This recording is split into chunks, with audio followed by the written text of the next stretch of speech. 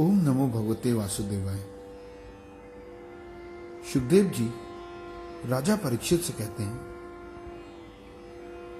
एक बार की बात है, नंद बाबा प्रातः काल में जलपान करने के उद्देश्य से वन की तरफ चल दिए। उनके साथ नन्हे कृष्ण और अन्य ग्वालवाल भी चले गए। वे सभी ग्वालवाल स्थान स्थान पर रुककर बहुत से खेल खेलते हुए आगे बढ़ने लगे। कोई बांसुरी बजा रहा था, कोई सिंगी फूंक रहा था, कोई कोयल की आवाज निकाल रहा था और कोई तो भौरों की तरह गुनगुना रहा था। भगवान श्री कृष्ण जो कि सबकी आत्मा है, उनके न बाहर कुछ है और न भीतर, जिन्होंने इंद्रियों और अंतःकरण को वश में करके बहुत वर्षों की तपस्या की है, उन ज्ञानी पुरुषों को भी भगवान के चरण कमलों की रज प्राप्त नहीं हो पाती। वे ही भगवान श्री कृष्ण जब उन ग्वाल बालकों के साथ मासूम से बालक की तरह क्रीड़ा करते हैं, इससे अधिक बेहतर उन बालकों का सौभाग्य क्या हो सकता है। प्रिय परीक्षित, अघासुर नाम का एक भयंकर दैत्य था। उसके भय से देवता भी कांपते थे। जब उसने देखा कि भगवान श्री कृष्ण ग्वालवालों के साथ बहुत सुख से खेल रहे हैं, उसको यह सहन ना हुआ।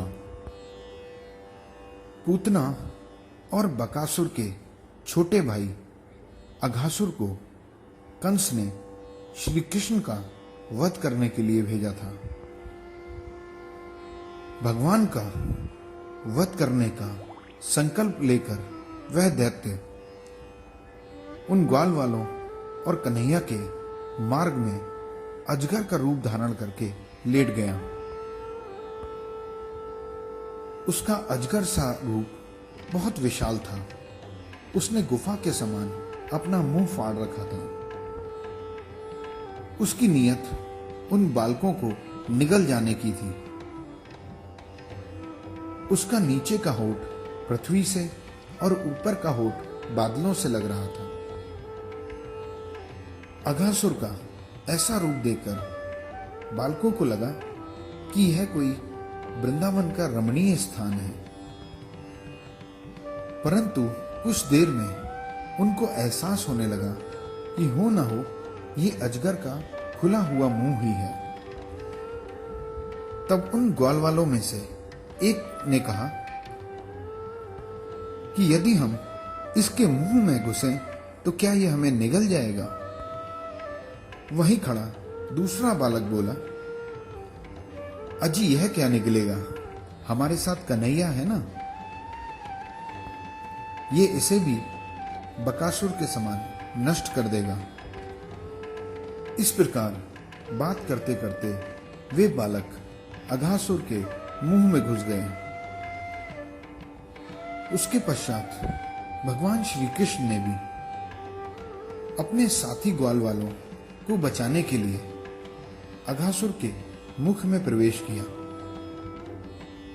अघासुर बछड़ों और बालकों के साथ भगवान श्री कृष्ण को भी अपनी दाढ़ों में चबाकर चूर चूर करना चाहता था,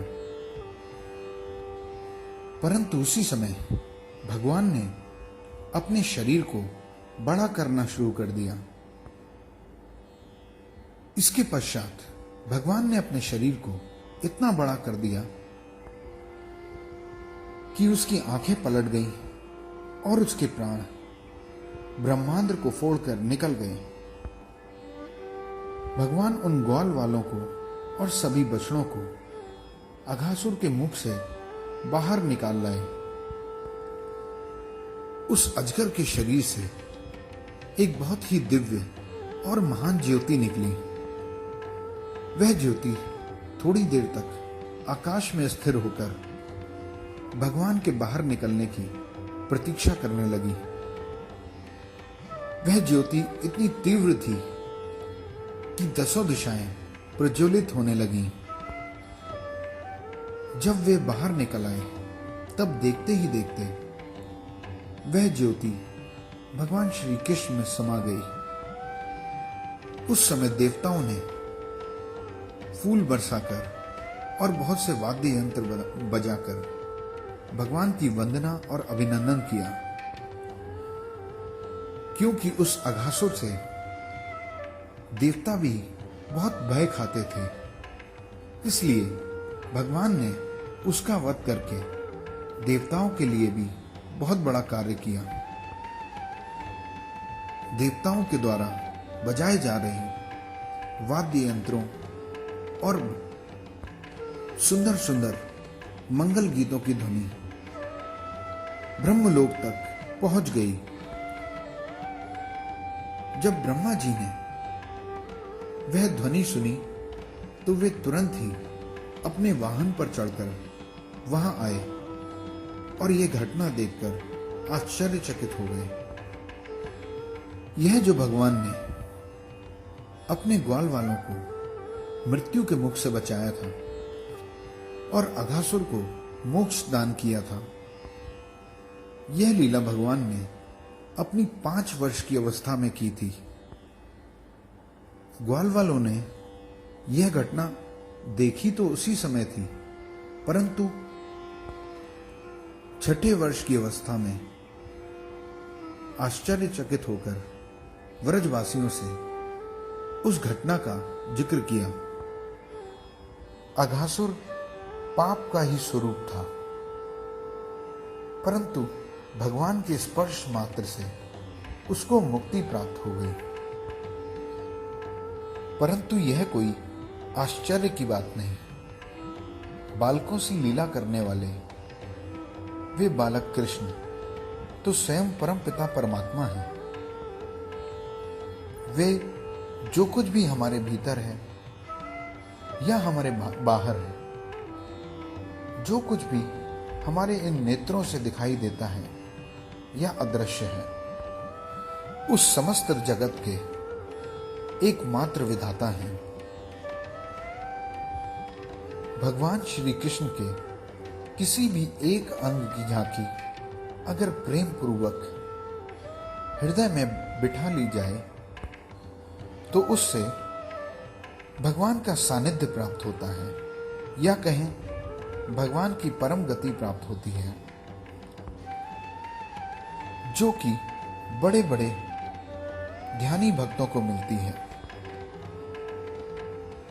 जो भगवान हम सबके शरीर में आत्मा के रूप में निवास करते हैं, जो हमारे सबसे समीप हैं, उनको ढूंढने में भी मनुष्य अपने कई जन्म निकाल देता है,